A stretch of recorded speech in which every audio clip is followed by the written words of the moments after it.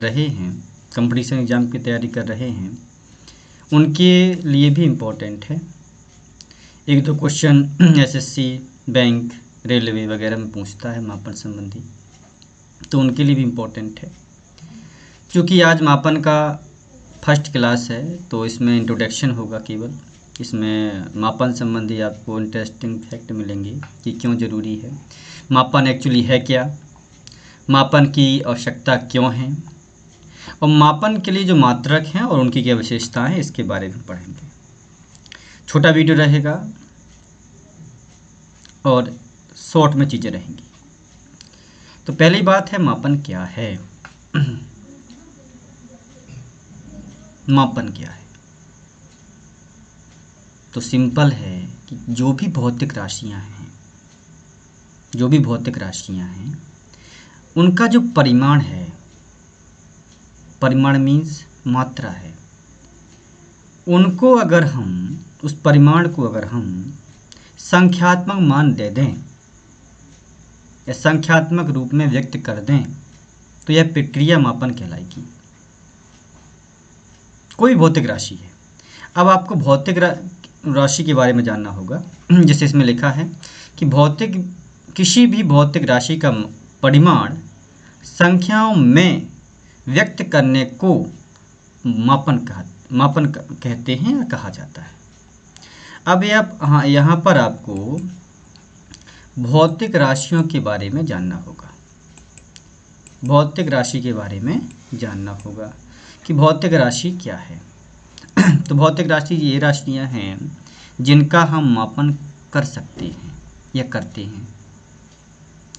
अब थोड़ा और जान लें इसके बारे में। तो हम जाएंगे कि जो हमारा ब्रह्मांड है वो दो चीज़ों से मिलकर बना है। दो चीज़ों से मिलकर बना है। वो कौन कौन चीज़ें हैं? तो पहला है द्रव्यमान और दूसरा है ऊर्जा। तो हमारा भौतिक राशि के बारे में बता रहे थे कि भौतिक राशि की बात करें, डिस्कशन करें, इसके बाद थोड़ा सा लंबा करें। तो हमारा जो ब्रह्मांड है वो दो चीज़ों से मिलकर बना है। एक पदार्थ है और दूसरा ऊर्जा। द्रव्यमान बोल लो या पदार्थ बोल लो, दूसरा ऊर्जा। पदार्थ किसे कहेंगे? तो ऐसे चीज़ें जिनमें द्रव्यमान होगा और वो स्थान घेरेंगे तो उन्हें पदार्थ कहेंगे। और ऊर्जा में ना तो आपका द्रव्यमान होगा ना ही क्या होगी उसमें स्थान घेरेगी। दोनों चीज़ों में से कोई एक चीज़ ना हो तो उसे हम सिंपल कह सकते हैं कि वो ऊर्जा है। तो इन दोनों चीज़ों को, द्रव्यमान को और ऊर्जा को ही हम क्या करते हैं? मापते हैं।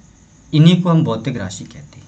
एक क्वेश्चन हम आपको दे रहे हैं कि ऐसी कौन सी चीज़ें हैं जिनका मापन हम नहीं कर सकते। ऐसी कौन सी चीज़ें बताओ।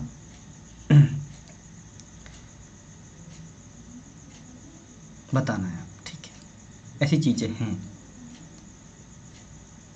ठीक है। इसके बारे में आप बताइएगा हमें कमेंट करके, ठीक है। अब एक लॉर्ड कर्जन हुए हैं फिजिसिस्ट, उन्होंने बताया है कि जिस चीज़ों के बारे में आप बात कर रहे हैं यदि आप उसे माप सकते हैं और उसे संख्या में व्यक्त कर सकते हैं तो आप उसके बारे में कुछ जानते हैं। लेकिन यदि आप उसे संख्या में व्यक्त नहीं कर सकते तो आपका ज्ञान तुच्छ है और असंतोषजनक है। समझ जाओ भैया। अब लॉर्ड कर्जन के अनुसार वो कहते हैं कि कोई भी आप किसी भी चीज़ के बारे में बात कर रहे हैं, अगर आप उस चीज़ के बारे में उसका संख्यात्मक मान नहीं दे पा रहे हैं या नहीं देते या नहीं दे सकते तो आपका ज्ञान निम्न कोटि का है, तुच्छ है।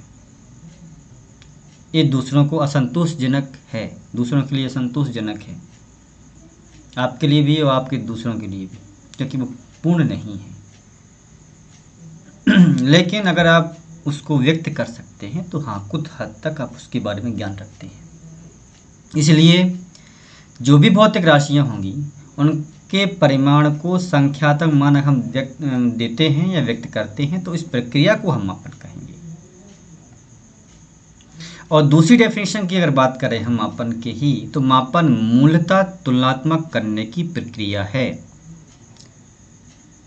मापन मूलतः तुलना करने की प्रक्रिया है। अब क्या बात हुई भाई, ये पहले बोला है आपने कि ये भौतिक राशियों के परिमाण को संख्यात्मक मान देने की प्रक्रिया है।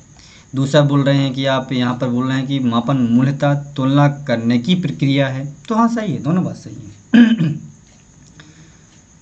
अब कैसे सही है, ये कोई भी मापन करें आप वो तुलना ही तो है।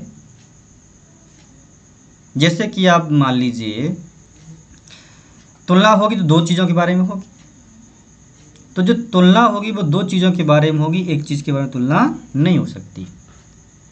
तो एक चीज़ तो वेल डिफाइंड होगी जो आपके पास होगी, साधन होगा या कोई विधि होगी, साधन होगा या कोई विधि होगी जिसके द्वारा हम मापेंगे किसी चीज़ को। तो जो साधन है हमारे पास, निर्धारित मात्रा है हमारे पास, उसको बोलेंगे मात्रक। उसको क्या बोलेंगे, मात्रक। उसी मात्रक के द्वारा हम उस राशि की गणना करेंगे, संख्यात्मक मान बताएंगे। एग्जाम्पल के लिए अब देखो बात करो। जैसे कि जब हम कहते हैं कि किसी पेड़ की ऊंचाई 10 मीटर है, तो इसका मतलब है कि भाई जो ऊंचाई है उसका मात्रक मीटर है, और उस पेड़ की ऊंचाई जो है वो 1 मीटर की 10 गुनी है। या यूँ कहो कि जो पेड़ की ऊंचाई है वो ऊंचाई मीटर की जो लंबाई है उसकी 10 बार लंबाई शामिल है उसमें। ये मतलब हुआ मापन की प्रक्रिया जो तुलनात्मक रूप से हम बताते हैं। अभी फील नहीं हुआ, दूसरा एग्जाम्पल देख लो।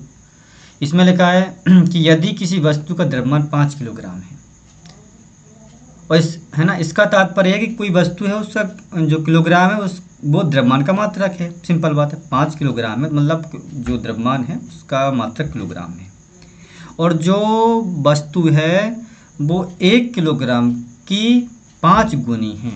जो वस्तु हम ले रहे हैं, कोई वस्तु ले रहे हैं, उसका जो द्रव्यमान है वो 1 किलोग्राम के 5 गुने हैं, 5 बार शामिल है उसमें। अभी फील नहीं हुआ, अभी इस बात को क्लियर नहीं हुआ कैसे हम बता रहे हैं। तो एग्जाम्पल और ले लो। जैसे आपके पास में हम क्लास में पढ़ा रहे हैं आपको, और क्लास में पढ़ा रहे हैं और आप बैठे हुए हैं, डस्टर है आपके पास में, ब्लैक बोर्ड है, बेंच और कोई चीज़ नहीं है। हमने कहा भाई आप ब्लैक बोर्ड का मापन करो। तो आप मापन कैसे करेंगे, तो आप जनरली अपने बॉडी के पार्ट्स के थ्रू मापेंगे, 1 बीता 2 बीता, या फिर 1 हाथ 2 हाथ, या फिर डस्टर के माध्यम से मापेंगे। सपोज डस्टर के आधार पर मापते हैं, तो अगर आपने डस्टर को लिया और डस्टर के माध्यम से आपने मापा, 1 डस्टर हुआ, 2 डस्टर हुआ, 3 डस्टर हुआ, 4 डस्टर, आपने पाया कि ये जो ब्लैक बोर्ड की लंबाई है वो 10 डस्टर के बराबर है। तो आप कहेंगे सर ब्लैक बोर्ड की लंबाई 10 डस्टर है। तो जो एक डस्टर था उसको आपने जो लिया, जो जितनी लंबाई थी डस्टर की, उसको आपने मात्रक माना और कहा 10 डस्टर के बराबर लंबाई, मतलब वो जो ब्लैक बोर्ड है वो 10 गुना है जो है डस्टर के ब्लैक बोर्ड की लंबाई 10 गुनी है। इस बात को शायद आप समझ चुके होंगे कि किस तरीके से मापन प्रक्रिया तुलनात्मक है। क्या है, तुलनात्मक है। दूसरा फैक्ट जानेंगे भाई, जो मापन की आवश्यकता क्यों है, मापन की आवश्यकता क्यों है। तो सिंपल है, मापन की आवश्यकता क्यों भाई। जैसे आप जाते हो मार्केट में,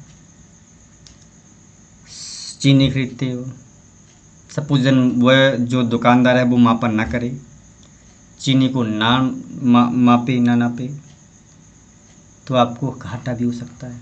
अधिकतर घाटे होने के चांसेस हैं, बहसें होंगी, लड़ाइयाँ भी हो सकती हैं।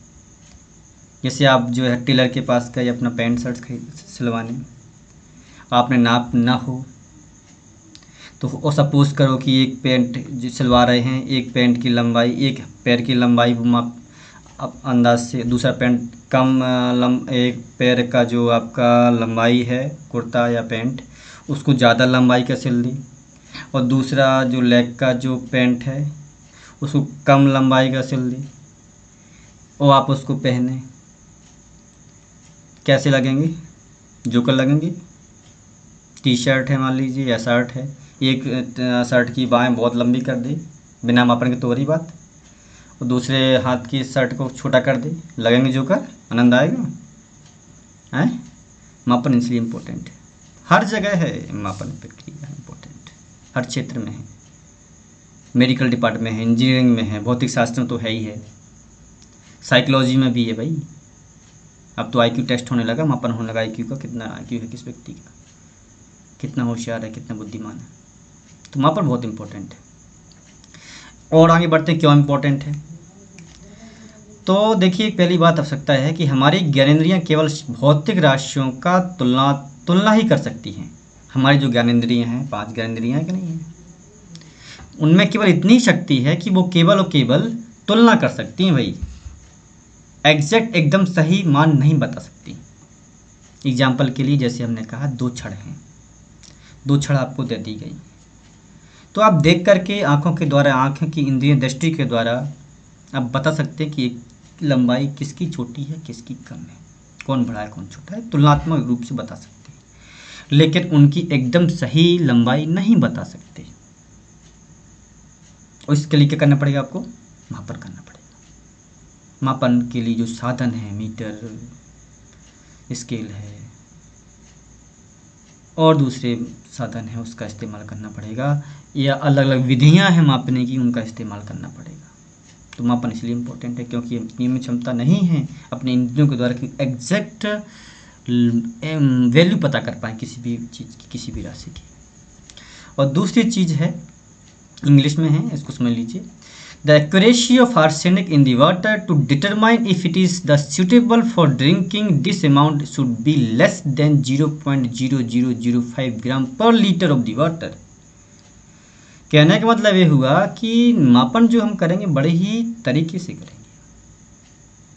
जो हमारे साइंटिस्ट हैं लेबोरेटरी के, इन्वायरमेंटल लेबोरेटरी के, वो जानकारी प्राप्त करते हैं, स्टडी करते हैं कि जो सिटी में या टाउन में जो पानी जा रहा है, जो लोग पी रहे हैं, हज़ारों लोग, उसमें वो चेक करते हैं कि उस पानी में आर्सेनिक की मात्रा कितनी है।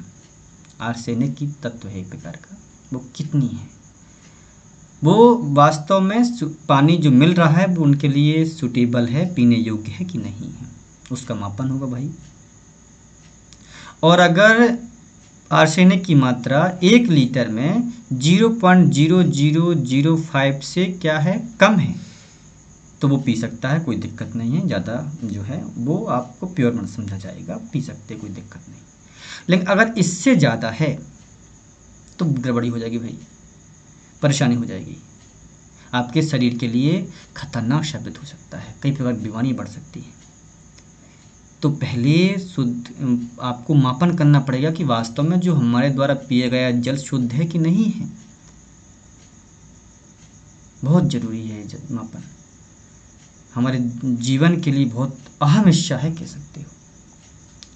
मापन हमारे जीवन का एक हिस्सा है और प्रत्येक व्यक्ति किसी न किसी प्रकार के से मापन प्रक्रिया को संपन्न करता है, हर व्यक्ति करता है मापन। सुबह उठते हो, जो है टूथपेस्ट लगाते हो, टूथपेस्ट उतना लगाते हो जितना आपके ब्रश में स्पेस होगा, एक मापन ही तो है एक प्रकार का, भले एग्जैक्ट नहीं, मापन ही तो है। तो दैनिक जीवन में बहुत सी ऐसी प्रक्रियाएं हैं जिसमें मापन बहुत ज़रूरी है, अब हम यूज़ करते हैं, बहुत इंपॉर्टेंट है। तो ये चीज़ें हैं। आज शायद लंबा खिंच गया, 15 मिनट हो रहा है लगभग, तो हम इतनी आज करते हैं। नेक्स्ट वीडियो इसका अपन आगे करेंगे कि इसके बारे में अगला जो है आपको बताएंगे, अगले दिन बताएंगे। ठीक है, okay, bye bye, take care, bye.